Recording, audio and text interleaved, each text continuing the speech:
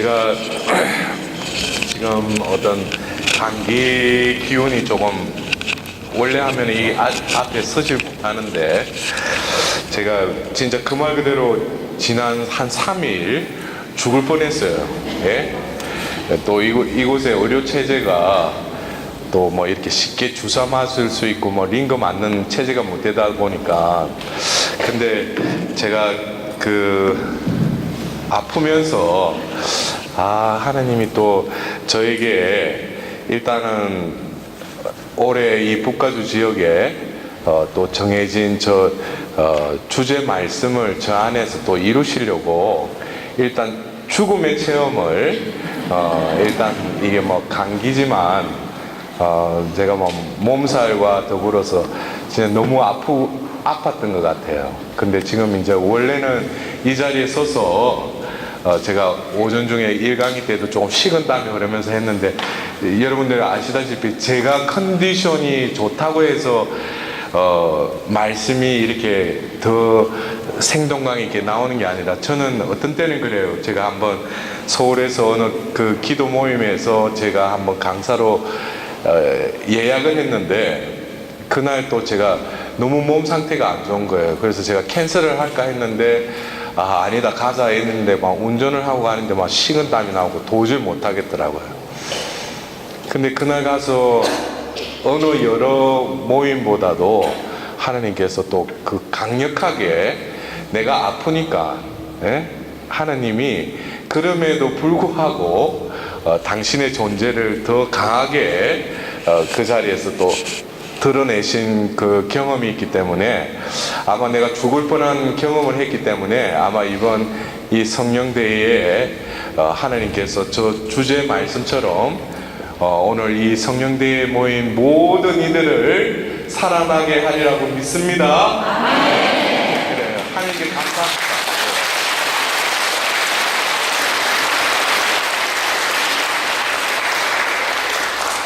그래 우리 두 번째 강의 시작하도록 하겠습니다.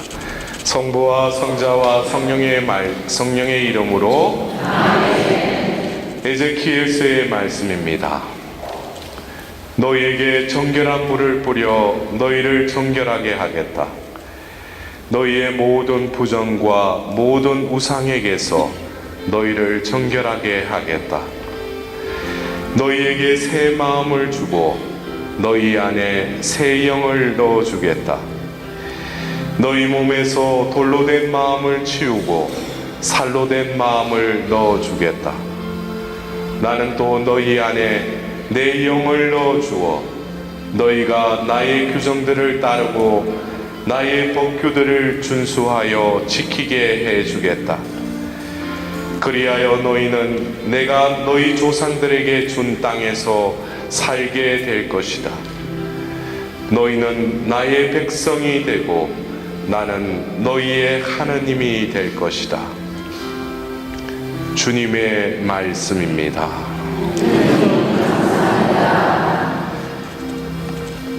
늘 우리에게 말씀을 하시는 하나님, 그러나 우리의 듣지 못하는 귀와 당신의 현존을 보지 못하는 또 다른 소경이요 기머거리며 벙어리인 우리들에게 이 말씀을 또한 들려주셨으니 오늘 이 자리에 모인 당신의 자녀들의 그 눈과 귀와 입을 열어주시어 우리 마음을 새로운 마음으로 다시금 변화시켜 주시고 우리가 세례 때 받던 그 영이 다시금 새롭게 되어 생명의 그 영을 온전히 간직하는 자들로 변화시켜 주실 것을 저희들은 믿사오니 좋으신 주님, 이 시대에 당신의 자녀들이 당신이 하느님이심을 신실하게 지켜오셨듯이 당신의 백성인 우리들이 또한 그 신실함에 막가진 충실한 백성이 될 수 있도록 저희들을 변화시켜 주소서. 다시금 살아날 수 있게끔 회복시켜 주십시오. 어머니신 마리아께서도 특별히 당신의 그 발 옮기심이 십자가에 함께 하셨고, 더불어 오순절 그 다락방에 함께 하셔서 그 제자들이 새롭게 거듭 태어난 공동체인 교회의 시작을 또한 함께 하신 어머니이신 마리아여, 이 시간 특별히 이 자녀들을 위하여 빌어주시어 이들이 이 세상에서 빛과 소금으로 거듭 태어나서 밝음과 그 짠맛을 드러내는 자들이 될 수 있도록 어머니 저희들을 위하여 특별히 빌어주십시오. 또한 천상의 모든 군대들과 저희 각자들에게 맡겨주신 수호 천사들도 저희들을 위하여 빌어주십시오. 이 모든 기원들을 우리 주 예수 그리스도를 통하여 비나이다. 아멘. 우리가 지금 살고 있는 이 시대를 성령의 시대라고 그러죠. 어쩌면 우리에게 하느님이심을 드러내셨으며 또 그 시대의 흐름을 통해서 당신께서 삼위임을, 또 삼위이지만 일체이심을 드러내시고 또 그 하느님을 믿는 백성들이 바로 교회의 백성이요 또 크리스찬임을 우리는 또한 알고 있습니다. 근데 그 교회의 역사에 있어서 여러분들이 그래요. 특히 우리 프로테스탄트 갈라진 형제들이 우리 가톨릭을 보고 어떤 때는 마리아교다라고 말을 하는데, 또 우리 신자들은 뭐예요? 또 착하니까 그것을 또 침묵해요. 그런 말을 듣더라도 언젠가는 깨달을 날이 있겠지. 그럴 때는 고상하면 안 되지. 성모님의 존재는 이미 창세 때, 그리고 그 원죄 때 이미 그 여인에 대한 하느님은 예정을 하셨어요. 왜냐하면 창세기 2장에 선악과 나무를 따먹는 날 너희는 반드시 죽을 것이라고 하나님께서는 말씀하셨어요. 그리고 그 일이 벌어진 거죠. 그렇다면은 그 상황 속에서 하나님 뭐예요? 말씀 자체이신 분이 말씀을 선포하셨으니까 그 말씀은 뭐예요? 땅에 떨어지지 않고 이루어진다는 거죠.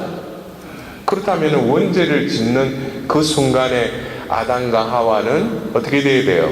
죽어야 돼요. 근데 하나님은 그들을 에덴 동산에서 쫓아내시죠. 우리는 그게 하나님이 매정하시다 그러는데, 하나님 나라라는 것은 그냥 하나님이 봐주고, 하나님이 그냥 너는 이미 내가 창조했으니까 같이 살자, 이게 아니죠. 하나님 나라는 완전한 나라예요. 사랑 그 자체인 나라이기도 하죠. 그래서 우리가 이 성경의 말씀은 창세기 1장으로 해서 묵시록 22장으로 끝나는 것 같지만, 원래 우리가 또 목격해야 될 하나님 나라는 창세기 2장으로 가야 돼요. 그럴 때 하나님 나라의 한 장으로 잠시 멈췄지만 하나님 나라의 도래는 다시금 영원한 나라로 이어지는데, 저는 그래서 그 창세기 3장의 이 원죄설화라고 하는 이 사건은 여러 가지 의미가 담겨져 있어요. 하나님하고의 관계가 그때부터 단절이 돼버린 거죠. 근데 우리가 원죄를 짓고 나서 현상들이 드러나는데, 첫 번째 뭡니까? 그들이 선악과 나무 열매를 따먹자 눈이 열렸다고 그랬어요. 눈이 열리자 서로 알몸인 걸 알고 어떻게 두렁이 잎으로 가렸다고 그랬죠. 그러면 그 전의 상태는 뭐였는가? 그러면은 창세기 2장 마지막 절에는 그들은 벌거숭이 알몸이었는데도 불구하고 부끄러워하지 않았다고 그랬어요. 똑같은 눈인데 한쪽 눈은 발가벗고 있어도 서로 수치심을 느끼지 못했다고 했는데 창세기 3장 그 죄를 짓고 나서는 또 다른 눈이 열렸다는 거죠. 우리는 그 눈이 지금 이 세상을 바라보고 있는 거죠. 왜냐하면 이 눈이 뜨이면서 하느님은 인간을 창조하셨지 남자 여자를 창조하신 게 아니에요. 성별은 하느님 창조 사업의 개성과 그 연속성 안에서 여자를 도구로 해서 생산의 기능을 집어넣고 하느님 나라를 이어가기 위해서 남자와 여자로 창조하셨을 뿐이지 하느님은 사람을 창조하셨죠. 우리가 성화 중에 보면은 우리가 역사 이래로 예수님의 성화도 많지만 모자상이라고 해서 성모님이 아기 예수님을 안고 있는 그 모자상이 널리 초대교회 때부터 그려졌죠.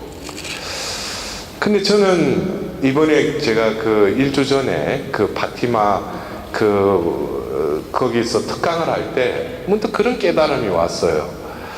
우리가 섹슈얼리티라는 어떤 그 남과 여의 어떤 그 문제에 지금 얼마나 혼재된 삶을 살고 있어요. 여러분들 특히 여기 북가주에부터 조금 샌프란시스코 가서 제가 조금 황당한 일을 겪은 적이 있어요. 예? 예?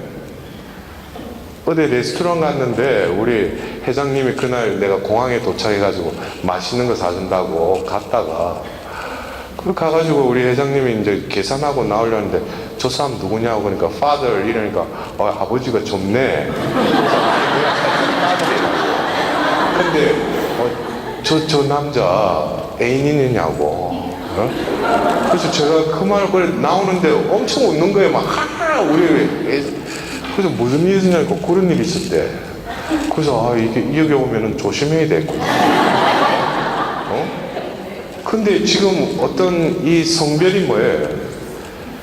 하느님은 이 창조의 어떤 견지에서 이 하느님 나라를 위해서 이 남과 여의 어떤 성별을 부여해 주셨는데 그것을 어떤 인간의 차원에서 유전학적 여러 가지 차원으로 그것을 이상하게 임의로 해석해 버려서 그냥 남자끼리 여자끼리 이렇게 이상한 일이 벌어지고 있는 거예요. 이것은 이미 로마서 1장에도 남자끼리 뭐 이상한 행위를 하고 그런 것들이 그 시대에도 있었던 거예요. 그래서 지금 이 시대는 어쩌면 이 창조의 시대가 다시금 회복되어야 될 시기가 아닌가 싶어요. 그래서 다시 돌아가면은 성모님이 그 아기 예수님을 안고 있는 그 모자상은 어쩌면 하느님이 창조하신 사랑과 남자의 여자로 창조하신 그 원본에 가까운 그 그림이 바로 성모님이 아기 예수님을 안고 있는 그 그림이 바로 하느님께서 창조하시고 보시니 참 좋았다라는 그 사람의 가장 가까운 그 그림이 아닌가 그런 생각이 들었습니다. 그래서 성모님은 어쩌면 예수님이 새 아담으로 이 세상에 오시는 데 있어서 성모님은 새 하와로 그 원죄 설화의 그 창세기 3장 15절에 뱀에게 저주를 베풀면서 하나님께서는 복음을 선포하시죠. 왜냐하면 이 저주는 뱀에게 사탄에게 하는 것이지만은 하나님께서는 그 여자의 후손에 대해서 이야기를 하셔요. 후손을 낳겠다는 건 결국 뭐겠어요? 너희들을 살게 해주겠다는 거죠. 그런 면에서 뭡니까? 이거는 복음이라는 거죠. 원래 죽어야 되는데 그 여자의 후손을 또 하나님께서 언급을 하셔요. 이미 뭐예요? 원죄 설화에 뱀에게 저주한 그 말씀 중에 그 여자가 이미 하나님께서 지목해 놓으셨다는 거죠. 결국 이 역사는 우리가 볼 때는 성경의 역사가 뭐 하느님과 계약을 맺고 그 백성이 하느님의 그 뜻을 따르지 못해서 광야 40년을 지내고 또 유배 시기를 지내고 또 예수님이 이 세상에 오는데 또 죽이고 또 우리 외관적으로는 그렇게 보이지만 오늘 지금 이 두 번째 이 회복의 세나클이라는 이 회복의 문제는 여러분들 그래요. 처음에 하나님이 그 인간이라는 존재를 만드셨을 때 제가 지난 강의 때도 말씀드렸지만 당신의 모습으로 창조하셨을 뿐만 아니라 당신의 생명을 그 존재에 불어넣어 주셨다는 거죠. 이것은 하나님 편에서 그렇게 표현했다면 또 다른 표현을 한다면 하나님과 인간은 뗄래야 뗄 수 없는 끈이 생겼다는 거예요. 그건 뭐예요? 생명의 끈이 생겼다는 거죠. 우리가 안 그래요? 아무리 부부가 같이 살아도 마음이 안 통하면은 그냥 기숙사 생활하는 거죠. 네? 그것처럼 이게 마음이 통해야 되지 뭔가 소통이 돼야 된다는 거예요. 그것을 이미 하나님은 이 존재를 만드실 때 그것을 어떤 심을 박아 놓듯이 그 존재에 그걸 박아 놓으셨다는 거예요. 그걸 어떤 방법으로 영을 박아 놓으셨다는 거예요. 그것은 결국 뭐냐면은 하나님께서는 당신께서 또 당신과의 소통이지만 그 존재가 진정한 웰빙의 존재로 살아가기 위해서는 뭐예요? 네 뜻이 아니라 하나님 뜻을 이미 그의 존재에 박아 놓아 주셨다는 거예요. 그래서 그 뜻대로 살면은 자연적으로 영생으로 들어가는 거죠. 그래서 그리스도교는 어떤 노력을 하고 수고를 해서 영원한 생명으로 이르는 것이 아니라 어느 시점에 가서 신앙생활을 자기 딴에는 성장의 그 관점에서 열심히 해요. 노력해요. 그 기간도 필요하죠. 근데 어느 그 단계를 지나가면은 내가 원하든 원치 않았든 어떤 시련이 닥쳐요. 그리고 주위에 여러 가지 불협화음들이 생기기 시작해요. 그래서 우리가 우리 교회에서 봉사 열심히 하시는 분들 보면은 공통적인 게 뭐냐면 뒤통수를 한번 맞아봤기 때문에 이제 정신이 차린 거예요. 왜냐? 병이 들었다든지 또 일단은 물질적으로 힘들어졌다든지 또 자식들이나 자기 인척관계에 뭐가 일이 생긴 거예요. 근데 이럴 때 이것이 우리가 볼 때는 찬스인데 세상적으로 보면 불행이라고도 하죠. 그러나 뭡니까? 하나님은 우리를 이 세상에 그냥 정착민으로 이 지상에서 잘 먹고 잘 사는 게 그게 목적이 아니죠. 우리를 영원한 생명으로 이끌기 위한 이 지상은 우리는 순례자일 뿐이에요. 잠깐 지나가는 자리일 뿐이죠. 그래서 우리가 겪게 되는 그 시련은 결국 또 무엇으로 이어져요? 어떤 우리의 수련으로 이어지죠. 그래서 나에게 왜 이런 일이 일어날까? 그러면서 기도도 해보고 근데 안 이루어져. 그러면 많은 경우 그냥 교회를 떠나버려요. 하나님은 계시지 않다. 그거는 뭡니까? 자기 식대로 믿다가 어느 순간까지는 자기가 좀 성장을 했지만 결국 자기 식대로 해석을 하고 교회를 떠나버리는 거죠. 근데 그 순간에 자기가 이것은 내 인생은 내 뜻대로 되는 게 아니구나. 생명을 내신 분이 이 시련도 나에게 허락하셨다면 그분이 때가 되면은 모든 것을 해결해 주시지 않겠는가라고 마음의 여유를 일단 가지게 되고 그때부터 내가 어떤 작업을 하게 되느냐면은 내 힘을 빼기 시작해요. 여러분들 안 그래요? 힘 빼라 이거는 어느 영역에서도 우리가 스포츠 하면서 골프 치고 어디 갈 때 프로들은 초보자 와서 뭐라고 그래? 힘 빼. 근데 초보자들은 자기가 잘해보려고 힘이 들어가잖아. 근데 다 그거 겪어봤거든. 근데 힘 빼면 되는데 힘을 안 빼는데 죽을 때까지. 그러다가 한번 꼬꾸라지는데 안 되다가 어느 순간에 힘을 빼고 치든지 탔는데 되는 거예요. 그때부터 힘 빼야 되구나. 근데 영적인 세계는 또 다른 차원이지만은 힘을 빼지 않으면 이 신앙생활 할 수 없어요. 그러나 아직까지도 교회 안에서 잘이라는 이 형용 부사를 어떻게 하면 잘 신앙생활 할 수 있다, 어떻게 하면 우리가 잘 행복한 삶을 살, 이거 있잖아요. 저도 그러한 강의를 수없이 했죠. 근데 뭐예요? 어느 순간까지는 약발이 조금 먹혀 들어갔다 또 컴백해요. 제가 1강의 때 말씀드렸지, 결국에는 존재의 문제예요. 존재의 문제라는 거예요. 왜? 우리는 너무나 쉽게 교리상으로 우리는 원죄의 흔적이 남아있다고 해요. 원죄의 흔적은 창세기 3장에 눈이 뜨여서 남이라는 존재를 이제는 의식하게 되고 수치심을 느끼게 돼요. 원래 하느님이 주신 이 피조물들은 하느님과 피조물밖에 없어요. 피조물은 하느님의 그냥 작품일 따름이지 자기들 존재감은 뭐예요? 하느님 비단에서만 느끼는 거죠. 근데 뭐예요? 하느님 빛이 차단이 되니까 인간의 눈이 열리면서 남을 의식하기 시작한다는 거예요. 나에서 남이 생겨버린 거예요. 그리고 남을 의식하게 되고 하느님은 어디론가 가버려요. 이러한 죄의 양상에 있어서 그것은 외부에서 드러나는 증상이라면은 좀 더 근원적인 것으로 본다면은 제가 조금 전에 말씀드렸듯이 원래 창조된 인간은 하나님의 거처의 자리라는 거죠. 하나님께서 그 존재 안에 뭐예요? 거처로 삼으셨다는 거예요. 비근한 예로 우리가 세례 때 하나님의 백성이 되었죠. 그냥 세례 성사를 통해서 우리는 그냥 하나님 자녀가 된 게 아니죠. 하나님 뭐예요? 다시금 당신의 영을 부어주셔서 당신의 거처로 삼으셔서 이제는 뭐예요?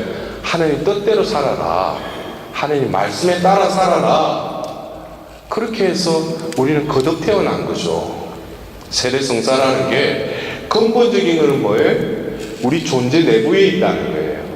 그럼 죄로 인해서 하나님의 거처로 하나님은 우리를, 인간을 창조하셨어요. 이거는 뭐냐면은 우리 존재는 분명히 각양각색으로 이렇게 창조하셨는데 우리가 쉽게 말하면 땅으로 비교하자면 이 바운다리가 내 땅이다 그러면 뭐예요? 등기부등본에 자기 사인이 적혀져 있잖아. 예?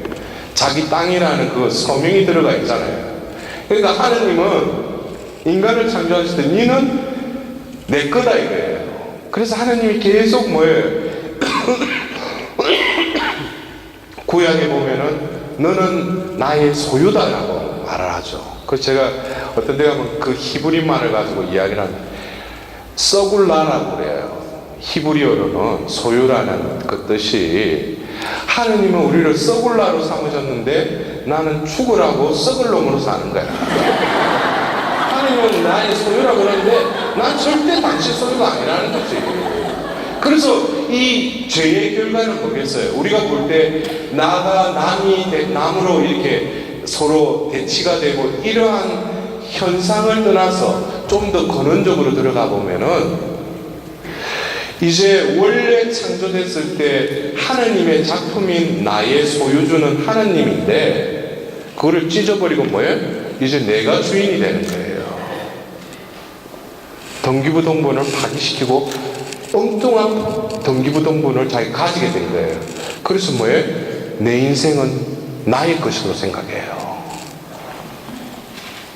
그때부터 뭡니까? 하느님은 그들을 회복시키려고 하지만 창세기 6장 5절에 셋세 계열을 다시금 하나님께서 이어가려고 하지만 이미 원죄의 흔적인 카인의 계열과 다시금 뭉쳐지면서 하나님께서는 그들을 저주해요. 그러면서 뭐예요? 너희는 살덩어리를 따름이라고. 그래서 내 영이 너희들한테 머무를 수가 없다라고 하면서 영을 거둬가셔요. 여러분들 구약의 역사 그리고 예언서의 말씀이 왜 그러한 예언이 나오게 된 배경은 바로 창세기 6장 5절에 영을 걷어가셨다는 거예요. 그러면 영을 걷어가셨다면 그들은 겉모양만 뭐예요? 인간의 따름이죠. 하나님의 거처가 없으니까 뭐예요? 살덩어리의 따름이라는 거예요. 그러니까 구약, 옛 계약의 역사는 하느님이 당신의 일을 위해서 특별히 어떤 사람을 통해서 기름 부어서 그들에게 영을 일단 주입을 시켜요. 그리고 그 영이 그를 움직이죠. 모세는 어떻게? 모세에게 넣어주셨던 그 영을 또 갈라서 70인 장로에게 또 부어주시죠. 우리가 구약에 보면은 다윗은 뭐라고 했어요? 그 사무엘에 의해서 기름 부으면서 영이 임하자 죽을 때까지 그 영이 그와 함께 하셨다고 했어요. 근데 반면에 뭐예요? 사울은 영이 임했지만 그 영은 교만으로 인해서 나가고 사탄이 들어오죠. 우리가 지금 성령의 시대라고 하는데 우리가 이 시대를 살면서 우리가 회복의 어떤 저 단어는 우리의 존재는 원래 영의 존재라는 거예요. 영이 머무를 그 존재로 하나님은 우리를 창조하셨지만 우리는 뭐예요? 또 다른 나로 살아가고 있어요. 그 나는 뭐예요? 에고가 주인이에요. 내가 주인이라는 거예요. 내가 오늘 또 여기 성령대가 있으니까 내가 가야지. 내가 오늘 미사 있으니까 내가 가야지. 내가 묵주기도 내가 해야지. 구일기도 했으니까 내가 해야지. 그것은 하느님을 어떻게 외부에 있는 하느님을 내가 그냥 컨트롤하는 거죠. 누가 중심에 있어요? 셀프가 있는 거죠. 그러한 삶을 혹시나 사셨다면 우리는 뭡니까? 진정 이 성령의 시대를 살면서 성령께서 진정으로 원하시는 그 뜻을 성모님께서는 100년 전 그 파티마에서 발현하셔서 아이들에게 그랬어요. 너희들 기도하여라. 또 희생하여라. 보속하여라 그랬어요. 그래서 우리 여기에 성모 신심이 있으신 분들은 초토 신심 미사도 하고 또 어떨 때는 성모님 아시죠? 제가 이거 희생으로 합니다. 이 보속으로 합니다. 그거 잘못했다는 게 아니에요.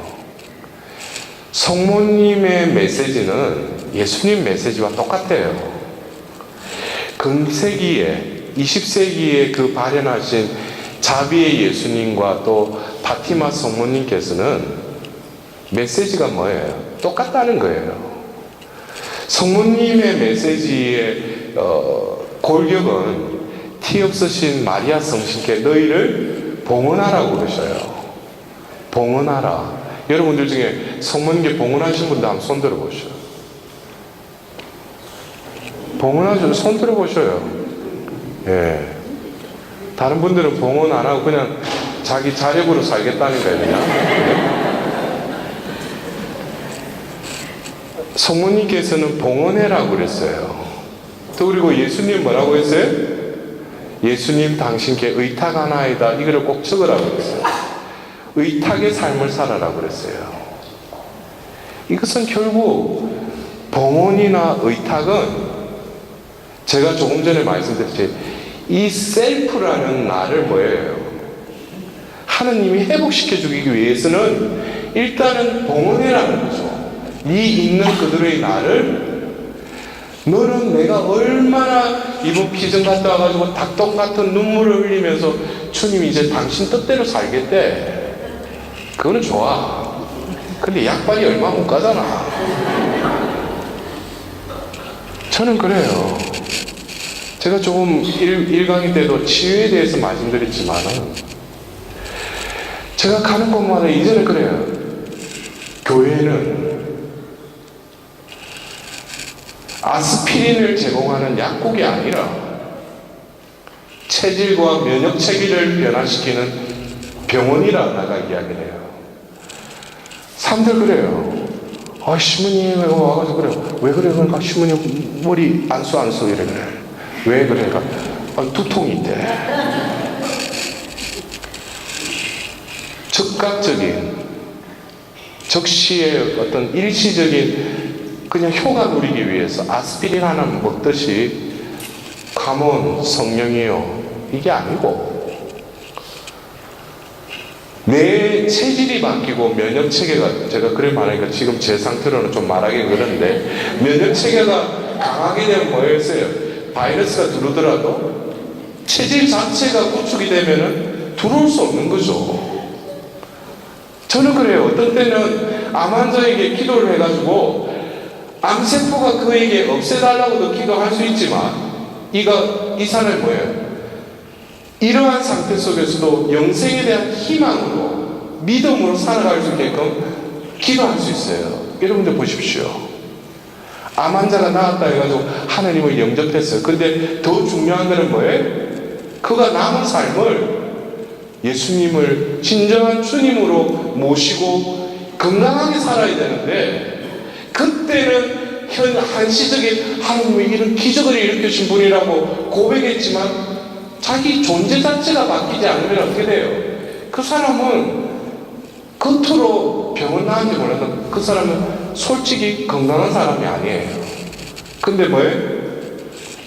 암세포는 그들에 있더라도 그가 이제는 뭐예요? 나에게 허락된 남은 삶은 영원한 생명을 위해서 예수님을 전하고 살겠다.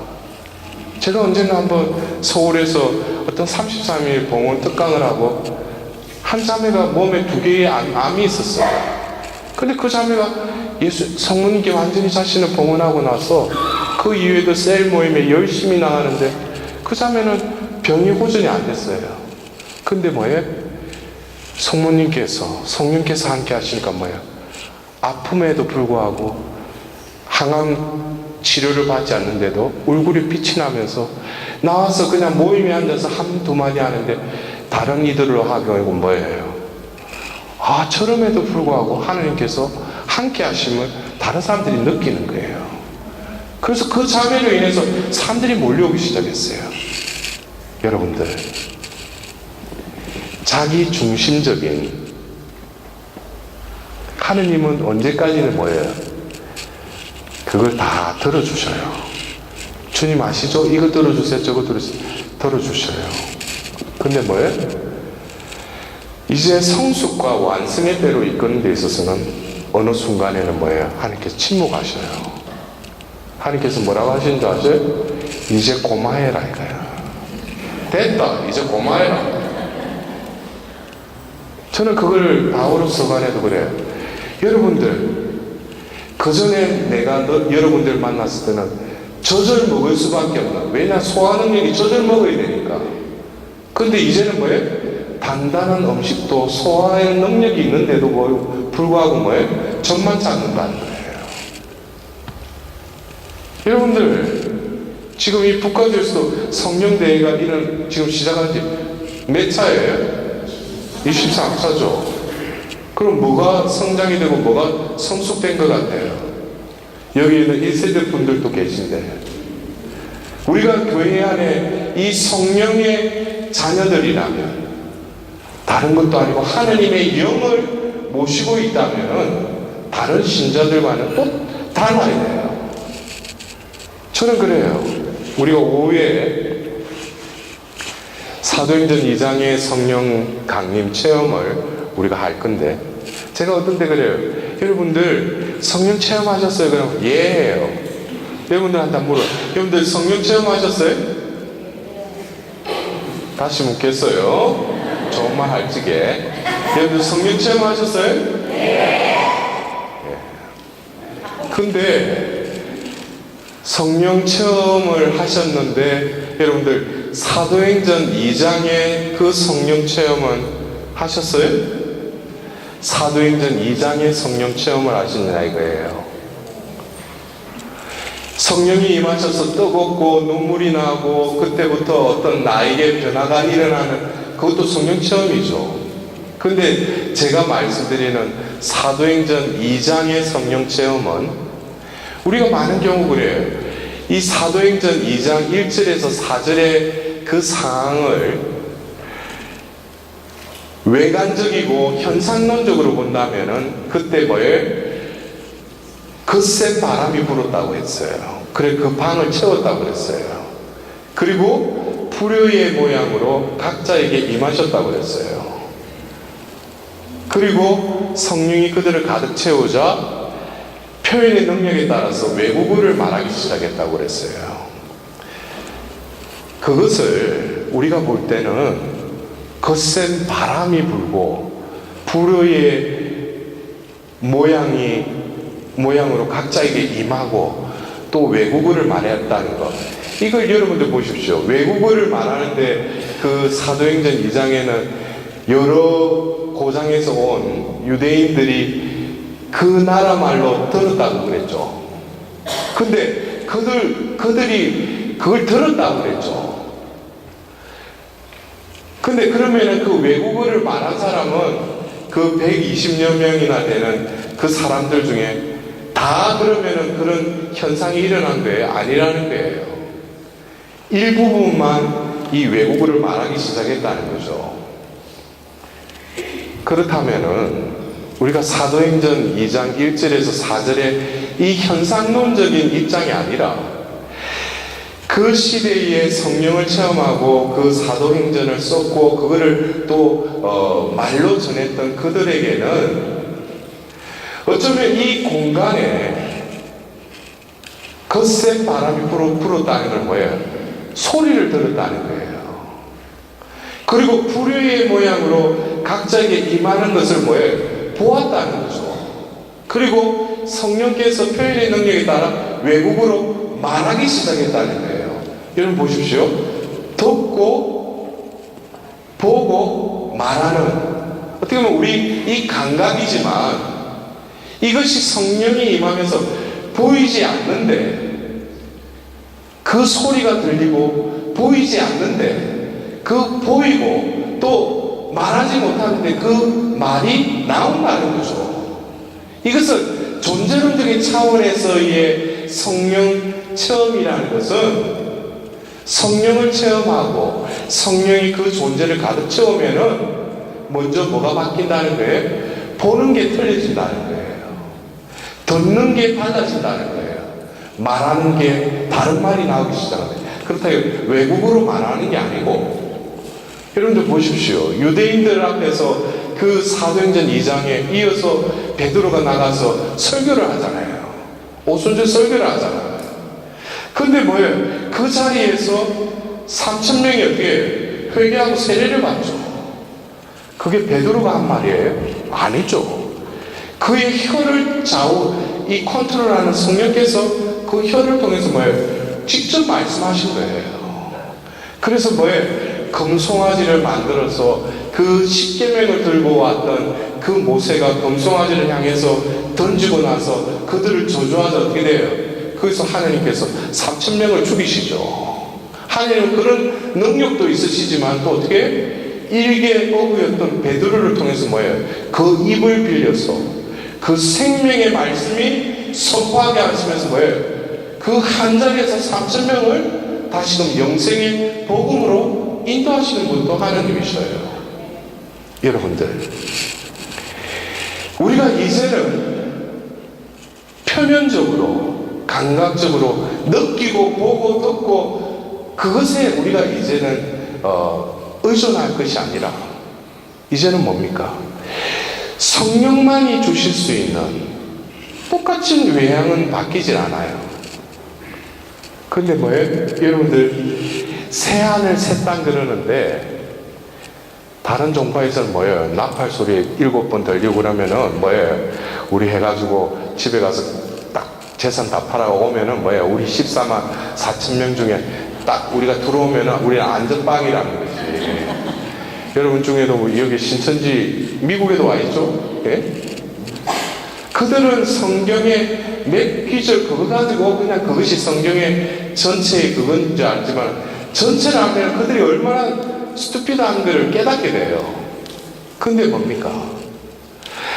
하나님의 방법은 외향적인 이거를 바꾸겠다는 게 아니에요. 하느님이 강권으로 삼고자 하는 것은 존재론적이면서 내재적인 거예요.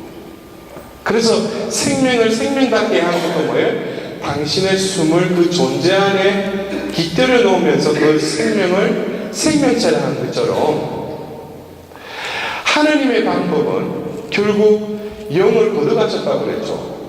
그런데 하느님께서 그 유배로 가기 전에 예레미야를 통해서 뭡니까? 예레미야서 31장 31절에 내가 유다 지방과 새 계약을 맺겠다고 그랬어요. 근데 그 새 계약은 뭐 새 계약 해가지고 뭐 다시 시나이산에서 올라가가지고 맺느냐? 그건 옛 계약이고 뭐예요? 너희들의 정신에 내 법을 새겨주겠다는 거예요. 내재적인 거예요. 외부적인 돌판이 아니라 내면에 나의 법을 새겨주고 그 정신에 그 법이 살아 움직이게 해주겠다는, 그게 새 계약이라는 거예요. 근데 이번 이 북가조의 그 주제 성경 구절인 이 에스겔서 37장 그 전절에 그 본질적인 걸 이야기하시죠. 그것이 바로 뭐예요? 내가 너희에게 새 마음을 넣어주고 새 영을 넣어주겠다. 이것도 뭐예요? 새 인간을 만들어주겠다 하면 되는데 왜 내면적인 거? 그것은 뭐예요? 하나님이 진정으로 당신의 존재를 드러나기 위해서는 보이지 않는 것을 통해서 당신은 그 당신의 존재를 드러내신다는 거예요. 마음, 영, 이것은 뭐예요? 하나님 믿지 않는 이들은 그것에 관심도 없죠. 오로지 뭐예요? 비오스, 토시케라는 그 세상에 그냥 그 수준에서만 사니까. 근데 하나님의 부르심을 받은 사람들은 뭐예요? 또 다른 세상, 영의 세계, 조회라는 또 다른 생명을 우리는 살아야 되는 거죠. 그래서 그 에제키엘서는 뭐라고 합니까? 새 마음과 새 영이 들어가면은 어떤 현상이 우리에게 일어나냐면 먼저 뭐예요? 등기부등본을 파기하고 자기 것으로 내 것으로 살아왔는데 내 방이 내 존재 안이 얼마나 더러운데 일단은 뭐예요? 하나님이 다시 이주해서 다시 들어오기 전까지 일단은 이 방을 청소하는데 이 방을 뭐예요? 직접 하나님이 청소해 주겠다는 거예요. 그게 뭐예요? 자비를 베풀어 주겠다는 거예요. 그래서 정결한 물을 뿌려서 너희들의 모든 그 죄악과 우상에게 묻었던 때를 내가 깨끗이 씻어주겠다. 이거는 뭐예요? 내 존재가 이렇게까지 살아왔는데 하느님이 그거를 묵인하고 그거를 깨끗이 일단은 그 방을 깨끗이 해줄 뿐만 아니라 오마의 상처를 보면은 쫓아다녔던 내가 뭐예요? 너희의 돌 같은 마음을 살과 같은 마음으로 변화시켜 주겠다는 거예요. 그리고 더불어서 뭐예요? 너희들이 가서 데려갈 그 약속의 땅으로 내가 데려갈 건데 너희들이 지키고자 했던 법규와 규칙들을 내가 지키게 해주겠다 그래요. 여기서 여러분들 표현을 잘 이해를 하시면은 하느님이 이미 뭐예요? 너희들이 노력하지 않더라도 다 할 수 있게끔 해주겠다는 거예요. 여러분들 이거를 잘 깨닫는 자는 뭐겠어요? 그리스도교 신앙은 내가 자력으로 노력해서 영생에 이르는 게 아니라 하느님께 얼마만큼 우리가 봉헌하고 의탁의 삶을 살면 살수록 저절로 사라지고 영생에 이르는 것이 우리 그리스도교 신앙의 본질이에요. 그것을 못 깨달으니까 뭐예요? 매번 지금으로 살다가 부딪히고 그러다가 또 와가 뭐예요? 하나님 해가지고 애가 도와달래. 그러면 응급처치로 해가지고 심폐소생술해가 또 살리려면 뭐예요? 또 셀프가 주인에 또 사는 거예요. 그게 우리의 악순환이라는 거죠. 그래서 여러분들 우리가 이 회복의 세나크는 바로 성경에 나오는 이 펜타코스트 성령 강림 사건이 있었던 사도행전 2장 1절에서 4절이 바로 회복의 세나클인데, 우리는 그 전에 이 우리 존재 자체를 변화시키고 회복시키는 이 회복의 세나클에서 먼저 거쳐야 될 것은 9일이라는 그 과정이 필요해요. 그 9일. 예수님이 성천하시고 바로 성령이 임하시는 그 사이의 텀이 바로 9일이에요. 그래서 우리가 9일 기도의 어떤 기원도 9일 동안 기도했더만 성령이 임하셨다. 그런데 이 9일이라는 이 의미가 그 오순절 다락방에 모여있던 그들이 여러 자매들과 형제들과 예수의 어머니 마리아가 그 자리에 함께 계셨는데 뭐예요? 한 마음으로 기도에 전념하였다고 했어요.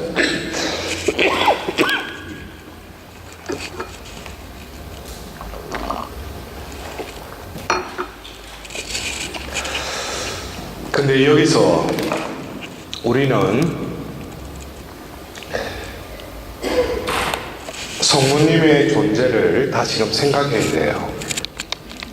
성모님께서 궁극적으로 등장하신 루카복음 1장에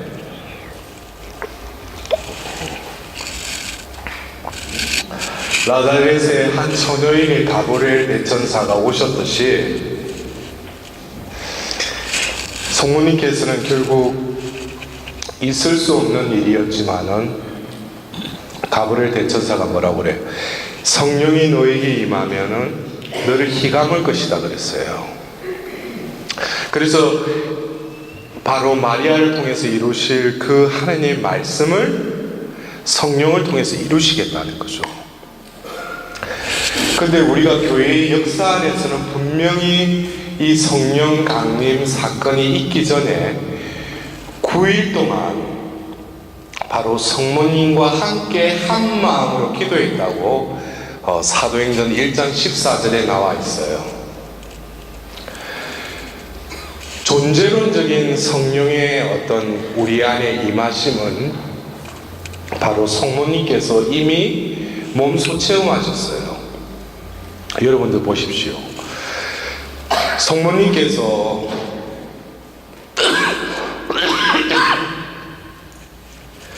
피앗을 바라시고 나서 그에게 성령이 임하시고 나서 어떻게 됐어요? 잉태가 되었죠. 그리고 우리 여기 있는 자매님들도 다 경험했지만은 몸이 어떻게 해요? 9개월 동안 변화가 일어나죠. 예?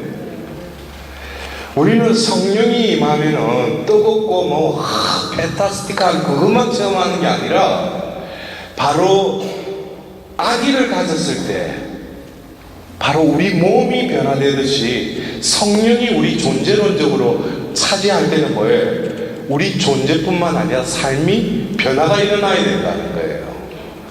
그래서 결국 이 9일과 또 9개월이라는 이 성령이 임해서 예수님을 잉태하고 출산하기까지 그 기간을 성모님께서는 바로 뭐예요? 이 9일 동안 그 제자들에게 너희들이 진정 예수님의 증인이 되려면 바로 뭐예요? 너희들의 마음을 피앗의 그릇으로 다시금 부수고 다시금 빚어야 됨을 그 9일 동안 성모님께서 중재 역할을 하신 거예요. 그래서 우리가 이 교회가 여러분들 보십시오. 사제가 미사를 드릴 때 사랑을 베푸신 하느님 아버지와 은총을 내리시는 우리 주 예수 그리스도와 또 그 다음 뭐라고 해요?